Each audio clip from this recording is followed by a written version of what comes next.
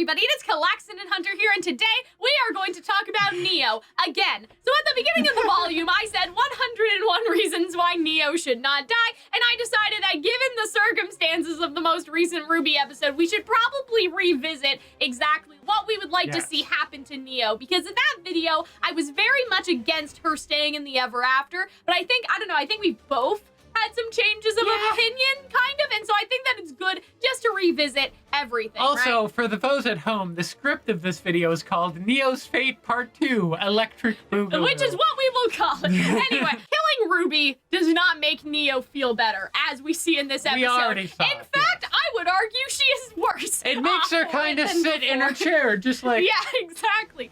And she realizes that she's as empty as before, I think. And I think that the other thing is, and they may touch on this later, is that going after RWBY gave her an excuse not to grieve, right? When you're busy with the funeral and everything, you don't really get a chance, like when you're planning out the funeral, you don't get a chance to actually grieve until after it's all over because you're too busy, like, contacting relatives and, like, organizing things. Like, you're too, like, caught up in all, like, the planning stuff that you have to do because you're in charge to actually grieve. It hit Neo that Roman is actually gone because you cannot want revenge on RWBY without acknowledging why you want it, right? Yes. As long as RWBY's alive, I don't know, it's sort of this weird cognitive dissonance. As long as RWBY's alive, like, you could still almost, like, imagine that Roman isn't dead. But once you kill RWBY, you have to acknowledge the reason why you killed RWBY is because Roman is dead, Yes. I would argue. So I think that was, like, world-shattering. Like,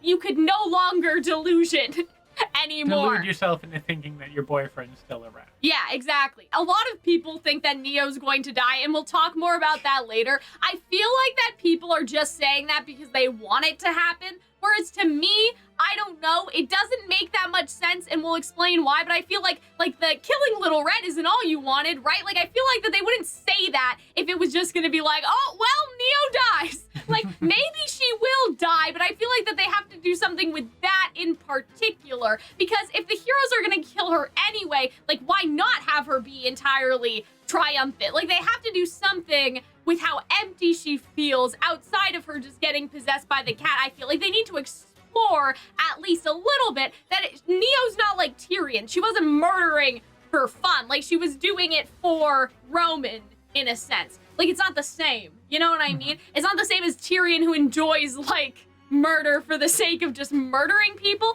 It was because she was alone, that she had lost everything, that she, you know, felt like her life didn't matter Neo's anymore. a little more sympathetic. Yeah, exactly. And I feel Tyrion. like that they wouldn't make her sympathetic if they were just going to kill her. You know what I mean? If you're just going to kill her, you would just make them triumphant. Like, you would just make her triumphant. But the fact that they're making her sympathetic, and, like, I guess to not all people think that she's sympathetic, but I think that even if you didn't read Roman Holiday, I believe the narrative is framing her in a light that is sympathetic because you see it from her perspective in terms of how she feels, like, empty and stuff anymore. Like, if you wanted to showcase, like, from a third-party perspective that Neo seems empty, you could have, like, I don't know, you could have shot it differently in terms of, like, it's the other characters perceiving that, but instead it was almost like you're with Neo realizing that. Like, it was Neo POV. And I think that would be a strange thing to do if they weren't trying to frame her as sympathetic. You know? Because, like, we don't see Watts choke to death. We just see his shadow. If we saw Watts' face, maybe we would have felt bad for him. But the fact that we see Watts outside of the window is sort of like, this is a reality of what happened. You're not supposed to necessarily feel bad that Watts died. Yes. But when you actually get close and personal with that character, it's like the narrative is framing for you to feel bad for them. And her, like, us feeling bad for Neo doesn't necessarily correlate with, like, the heroes killed her. That's it, right? Like, she may still die, but, like, they killed her. The end. Like, doesn't make sense in terms of making her sympathetic at the last moment. The other thing that some people will say, right, is that Neo has not faced the consequences for everything she's done. And, like, if they redirect her, as I've been calling it, or redeem her, right, or whatever, like, that would be an erasure of the consequences. I think she's had a cat crawl in her though. Yeah, like, I think that the cat is supposed to be the consequence. for everything, like everything Neo has done. And so if the cat thing is resolved, I know that this isn't exactly how it works, but like in the narrative sense, I feel like that they would all be on an even level again. Like if Neo doesn't go after Team RWBY and Jean after she is rescued from the cat, like I don't understand what people want Team RWBY to do exactly. You know what I mean? Like say that they rescue Neo from the cat. I'm so surprised that people genuinely think that Team RWBY would kill her just because she's a villain. Like Team RWBY has never done that. Yeah, that seems somewhat right? out of character because they don't hunt people down to kill them. They don't do stuff like that, right? Yeah. Like even Adam got multiple chances to run away after everything he had done. Like it's different if Neo attacks them after being rescued, but like I find it so funny how for some reason people are like, well, if Neo gets rescued, they should still kill her after they rescue her. And I'm like, but when have the heroes ever done something like that? That's totally out of character, right? Like, you know what I mean? It's kind of like people just want Neo to die for the sake of it, which is why we're having this conversation, because I feel like that, like, people are getting so emotional about what Neo did last episode. They can't really see the forest from the trees. They just want bad things to happen to her. But without considering the actual, like, narrative function that these things would serve, like, in terms of the purpose. So in terms of the cat, I do feel like that the cat is the immediate consequence. All of her life, she wanted freedom. She wanted her parents to stop sort of treating her like a possession. Like, to stop using her in, like, other instances. And now that's exactly what the cat is doing. It's puppeting her, right? And so I think that if the change happens, it'll happen here. Before we get into the fate, though, I would like to bring up the fact that there's really two ways that this can go. And ultimately, I do think it is going to be a mixture of both. I think that, like, Neo is going to talk no jitsu herself in her head, like trivia almost, like the other self. Don't fight. Yeah, like the other self thing. Like I think that Neo is gonna have kind of like a Persona 5 moment with trivia inside of her own head, like to break free from the cat, because the cat is only in Neo because Neo is an empty vessel, kind of like a Xehanort. If you can put the heart back into the vessel, Xehanort should be size. What they could do is have sort of a mixture of maybe Team RWBY tries to be like Neo, you gotta fight it, right? The power of Christ compels you. Right, and I feel like Jean makes the most sense to say something like that just because, like, Jean is the least attached to Neo in terms of, like... Anger. And he also tried to save Neo stop from the cat. Right? And so I feel like that Jean being like, Neo, you have to fight it, kind of makes the most sense because he's the one that would probably have the least amount of animosity toward Neo. It's been 20 years, he's not encouraging her to fight because he likes her or anything. He's just encouraging her to fight to get the cat under control. The enemy of my enemy is my friend. And so I think that, like, it makes the most sense for Jean to do it as well because he has realized that, like, the only reason why Neo is chasing them is because of RWBY. And, like, that it's not for any other, like, Salem-related reason, and so it could be easier to reason with her. So I think on one hand, like, the characters, and I do think Jean would still make the most sense, and, like, they're going to try to encourage Neo to fight it, not because they care about Neo in any way, but just, like, to get the cat out. Like, that they're going to tell her that, like, the only way is if she fights back. Like, that's basically all they can do. I do think that there is going to be a fight scene. Like, I still think there's going to be a fight scene with the cat, but I think it does need to be kind of like a Persona moment where you talk with your inner self and, like, get your purpose. So I think there will be external encouragement, right, in some capacity, in terms of, like, Neo freeing herself, but I also think that a lot of it is going to be internal. I wouldn't be surprised if we see Roman again, like, even in her head, like, you gotta fight back, right? And so I think that that's kind of where we're going to go with all of this, is some sort of, like, Neo fights back and gets the cat goes out of her body, right? But then what happens after, or, like, Neo's fate, I feel like is what we have to talk about. So in terms of Neo dies, I don't understand how exactly this would serve the narrative, just because, and I'm not trying to say that to be biased, but I'm saying that in terms of people seeing the death as a loss. Like, people seeing it in a traditional Disney movie type way, where Scar gets eaten by the hyenas, like, that sort of death, I think where the villain gets their comeuppance. Yeah, like, I feel like that doesn't really make sense to me in terms of what they set up. And the other thing is, like, in terms of Neo dying, I feel like the reason why this doesn't work for me is because people are reading it as Team RWBY wins via Neo die. Like, that is, like, the win. Like, Team RWBY wins and Neo loses. But when you look at, like, Neo's character objective, right? Her dying is probably the easiest way out of all this. She already doesn't think that she has anything to live for. She would be reunited with Torchwick in the afterlife. Like, obviously, she doesn't know about the afterlife to the same extent that we do. But I feel like the only reason why people are suggesting this is because, you know, Disney and other things have sort of popularized when the heroes win, the villains die. And, like, that's what happens. But, like, the heroes don't win if the villains want to die, right? Like, if Neo wants to die, that's not a win. Like, that's not a win for the heroes, it's a win for Neo. And I don't know how that would work in the overall theme exactly, because, like, what is supposed to... Oh, yeah, well, you know, Neo had nothing else to live for, so it's fine to die and go to the afterlife to be with them. Like, isn't that the whole, like, you know, kind of Salem's narrative? Is that not kind of cautioning against that mentality to some sort of extent, like hyper fixating on that person so much that like all you have is either bring them back or I'm gonna try to die to be with them? Because I just feel like that Neo dying would be a win. However, there is a circumstance where I think that this makes some sense, and that is in the circumstance that the heroes are not the ones that kill her. The cat also needs her, so that's a loss for the cat. So basically what I'm saying is that Neo's death only really makes sense if it's played as a loss for the curious cat, not if it's played as a win for the heroes, right? And that Neo dying would still be a win for her. Like, you know what I mean? Like, Neo dying herself to get rid of the cat would be a win for Neo, a win for the heroes, but a loss for the cat. And that's where I can see the narrative function in terms of Neo dying. Does that make sense? I know that was a little bit confusing, but I'm trying to think about this in terms of, like, wins and losses. The hero's just killing Neo as people want her to. The only way that Neo dying reads to me in a way that makes sense for the story is if it's a win for Neo because she finally, like, she freed herself from the cat. It's a win for the heroes because they defeated the cat without actually killing Neo and doing something bad. And then it's a loss for the cat because the cat doesn't get what they wanted.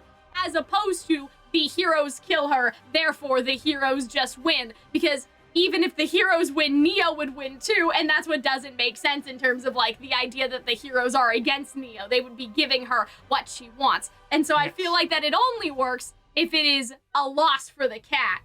Because that way, Neo winning is not a result of, like, anything that the heroes necessarily did. It was a result of making sure that the cat would lose. So that's Neo dying, okay? Neo vacuo. Listen, a lot of people, I don't think this anymore. Honestly, I know that I'm like the #1, like, let's manifest this bitches.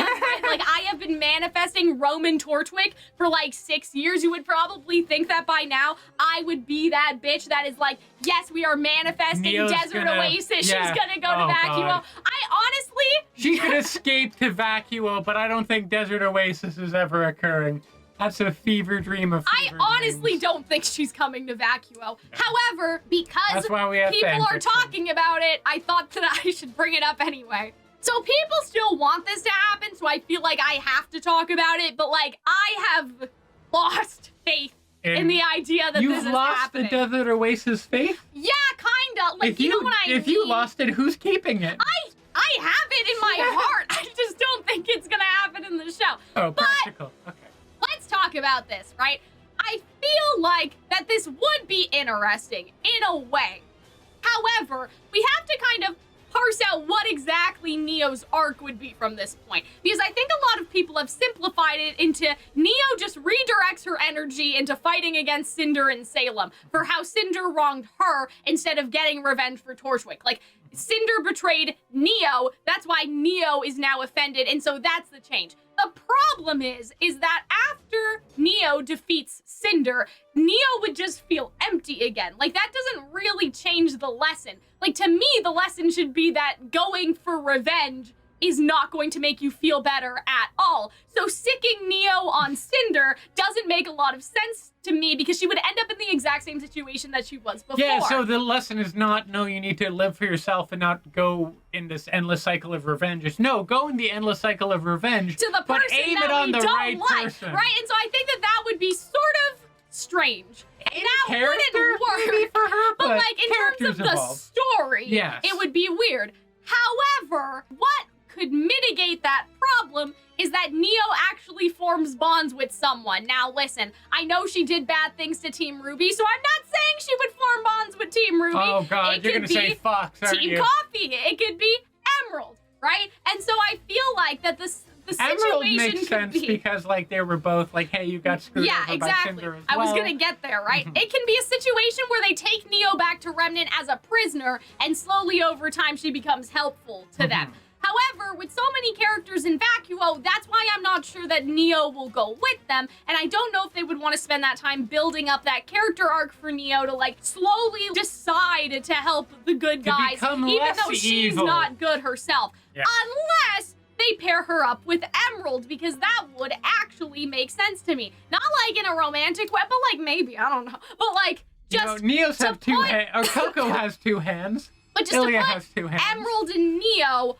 on the same character arc together would make some sense, because at least that way, I don't know, it's kind of a weird thing to say, but you're saving the screen time. You're double dipping, right? If you have two characters that have both defected and they're both in the same screen time and in the same arc, no matter how many characters you have, you could at least have the same, like, Emerald starts to learn that there's more to life than Cinder, she makes friends. Neo learns that there's more to life to Torchwick because now she has a support system. Like, really, Emerald and Neo are the two sides of the same coin when it comes to these two characters would be better off if they just had people who cared about, like, a support system, right? And I feel like that's where they're going with Emerald, and so you could do that with Neo as well. And again, it's not necessarily redemption. It's more like they're okay with Neo and Emerald doing bad things if they're doing bad things to Salem. However, I do think that this is the most... We aim the Neo cannon at our enemies, Yeah. and we fire. Like, this is the most unlikely option. However, where the situation I would be okay with it is if Neo thinks, like, I'm gonna get my revenge on Cinder, that's what I wanted. Especially because, like, yeah, that's foreshadowed at the beginning of the season, right? Neo turns into Cinder. So that would make some sense. But along the way, Neo learns that, like, it's not actually going after Cinder, it was being with people, like, found family themes. Yes. Again. And the easiest way to do that would be, again, to kind of shuffle her in with Emerald in terms of bad people that turn good. But, like, you know, Team Coffee's still there. I can still have hope, right? The more realistic options, okay? Neo ascends and stays in the ever after. I think that there should be an asterisk to this. This is the worst option if Neo loses her memories. We don't know if humans who ascend will lose their memories yet. And so I still think, like, you could have Neo ascend and keep her memories in some way, and that would be okay. But this is on the assumption that if you ascend, you lose your memories. I think that that would actually go against the point of the theme again. Like, Neo has to continue living knowing what she lost. Erasing her memory of Torchwick would be the easy way out of grief again, instead of learning to live with it. This is one of those other, like Neo dies things where it's like, okay, but would that not be a win for Neo if she ascends and can't remember all the bad things she did anymore? Like, that's a scapegoat. Like, it's getting away too easy. Now, if Neo ascends but keeps her memories, I think that's fine. Her forgetting all the bad things she did to other people is the cop-out. And then she just Mr. Magoo's her way through, like, her interactions with other people. Yeah. Where it's like, oh, I can't see all the terrible things I've done. Exactly. So erasing her memory of Torchwick Why are you angry would also at mean me, she doesn't have to man? live with the grief of losing him, Yes. which doesn't make a lot of sense to me just at all, like any period, right? It seems like it's, like, the least interesting for her character because she doesn't have to go through anything. Exactly. Here's what I think. Unless the her being wiped clean is in itself the tragic ending of Neo. Maybe, but I don't know. But, like, I always think of, like, who is the tragedy for? Yeah. You know what I mean? Because, like, there's no one to feel sad about that except maybe the audience. But Well, the audience. But the audience probably also wouldn't unless they read Roman Holiday. So that's a bit of a complicated one. you? Like, the reason why you're sad at the end of Hades Town when, like, Orpheus looks back at Eurydice is because you have an investment in both Orpheus and Eurydice in terms of them being together. But, like, if Neo loses her memories, yes, that's a tragedy, but who, you know, like, what is the tragedy for? It's just kind of strange because that's her not living with her grief anymore. And that's, I don't know, like, her living with her grief is the tragic thing. Not her forgetting about Torchwick. It's her living with grief that is tragic. This is just weird. I know what people mean in terms of, like, trying to juxtapose RWBY and Neo as, like, oh, I could have ended up like that. But, like, if Neo is free from her grief, she'll be happy. So, like, you don't want to end up happy, RWBY? Like, it's weird. It depends on how they do it, right? But it's the wrong kind of happy. Maybe they could do it that way. I just don't know. I don't know about that, you know? So here's what I think is the more, like, realistic option, I guess.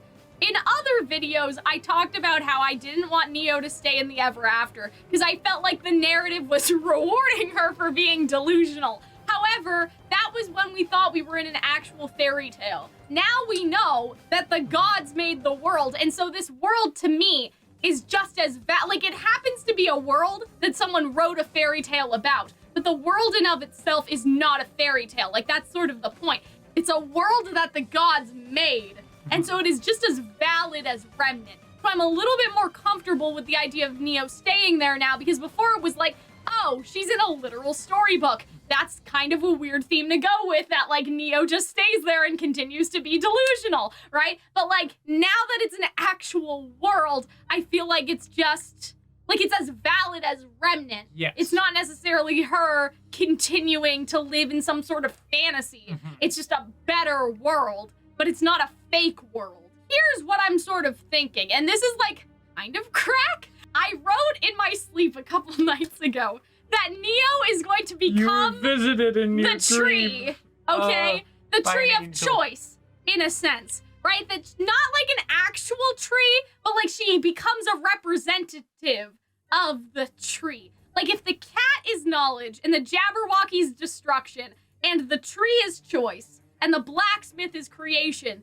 Neo basically becomes the substitute for the tree. It's not that the tree's gonna go away, but she's going to use her semblance to change the Ever-Aftians into something new, right? And they won't have to forget this time. And that, to me, speaks to me as a theme, because it's like they save Neo from the cat, and then what happens to her? She decides to stay there, right? And instead of ascending, she realizes, I guess with the help of the blacksmith, because the blacksmith is creation, that she can help the Ever-Aftians become something new without them losing their memories in the process, which means they can become a new thing, but they'll always remember what happened to them, and so they can actually learn and grow. So she's going to, like, kind of help all of the people that live there. And I like that idea because it gives Neo a new purpose without erasing her memory, without, like, ascension. And then it also, it kind of is a full circle moment, because the whole point of Roman Holiday was that Neo changes from trivia to Neopolitan. And that's facilitated, in a sense, by Roman, but mostly by her own semblance. Like, she comes into her own, right? So now with the Ever After, what she can do is that when people like Herb come to the tree, she'll be able to change them using her semblance, but they'll always be able to remember what they went through, so they can make not even better decisions or better choices. So they have more continuity. But they have more context for what happened to that. They can actually learn and they can grow. So Neo becoming this tree. Out of, you know, just saying the word Neo becoming the tree is pretty bad shit. Could happen. But it's also kind of sweet. Like, it's sort of nice. And I don't mean that she's literally going to be a tree, but again, she's like the blacksmith, right? Sure. We haven't seen the blacksmith yet, but she's like the blacksmith or the cat. She can travel the world, but she travels her, like, you know how they say that you don't go to the tree comes to you? Neo is the tree. Like, she will now come to you, basically. That is true. She always comes to you. Exactly. You don't really find her at all. And that's kind of the idea. So, in summary, we have a couple ideas. Neo dies, which again, I only like if it's framed as a loss to the cat. Yes. That in that case, we could get a really sweet scene of, like, Roman welcoming Neo into the light, afterlife, right? Yeah. Like, all of that. And I think that that would be nice, and that would be cute, and I would enjoy that. You could have the little kiss scene. That'd be nice. Little... Exactly. So I think that that could work. Again, if it's like Neo decides to die to stop the cat, and that's her, like, heroic sacrifice, but then she also gets what she wants because she gets to be with Roman, right? Yeah. The vacuo thing, I want it with all my heart, guys. I think I would put my entire Khaleesi in to wishing for the vacuo just because maybe it would mean that like Neo and Fox get together, but I don't think it's gonna happen. Neo getting memory wiped, I think that idea is trash. I think it should go right in the garbage. I would be more okay with her dying than I would be okay with her losing her memory of Torchwick. And Neo staying in the Ever After and becoming the tree is my favorite. Yeah, I agree that becoming the tree and her having kind of like a sort of nice kind of ending would be nice. I like the idea of even if she does die, she does it in some kind of noble capacity, or if it's like she's freeing herself from the cat. Yeah, or it's to save Team RWBY maybe, and then maybe at the end she gets to see Roman. That would be very nice. Yeah, like Roman beckons her into the light. I do like the idea of her going to vacuo, but even if that does happen, which what do you think is most likely? I think most likely is her dying, saving the day in some capacity, and meeting Roman, then her becoming the tree, then her going to vacuo, and then probably ascends but stays in the Ever After. So you think she's gonna die, Hunter? You would say that to me in my house? Hey, you wrote it down. I know, but I'm saying like. Well, the way you would like it. Every night before I go to bed, I'm like, Arnold, you don't think Neo's gonna die, do you? And every night Arnold has to tell me, no, I don't think she's gonna die, Cal. This is like the adult version of like, there's no monsters in my closet, basically, right? But like, if it happens the way I want it to, I guess, but it's not my favorite that's like what option. I think is most likely. What I would like most is either she stays in the Ever After and she becomes the tree, or even more than that, she goes into vacuo. Because I like Neo and I want her to stay around. The only problem then is that like, well, where is the exit for her character? I mean, I would say it's a found family thing. Sure. Like how I said before. It's she finds a new Roman. Yeah, and it's like... And it's Emerald. It's basically my Team Coffee fanfic, right? It's that, like, it's not even about going after Cinder anymore. It's protecting her newfound family. Yes. Because Neo is insanely loyal, if nothing else. And so the point of her being in vacuo would be that, like, at first it's to get revenge on Cinder, but she realizes that her objectives have changed to not be about Cinder anymore, but protecting the new people that she cares about. And that's a very nice trajectory, I feel. I feel like that the problem is the only way we're gonna get that is in, you know, the Calxiyn Volume 10 rewrite or whatever, like, you know, fanfic. Not rewrite, but like, I would probably do, if Neo stays in the Ever After, I would probably write a fanfic where she doesn't. Just to see, like, following the events of Volume 10, just to see what happens. You're just writing a fanfic for every permutation. I know, every universe. Like, when is this gonna get old? I don't know. I don't think it'll ever get old. You're still enjoying it. Right? How much longer? Like, how many times can I make Fox and Neo meet and it feels like fresh? Right? Like, you know what I mean? But, like, I don't know. I'm still finding new ways. So I hope you guys enjoyed our talk about Neo's fate again. And we will see you guys. If you could change your feet, would ya? Is that what we should start the video with? Okay, bye, guys. Bye.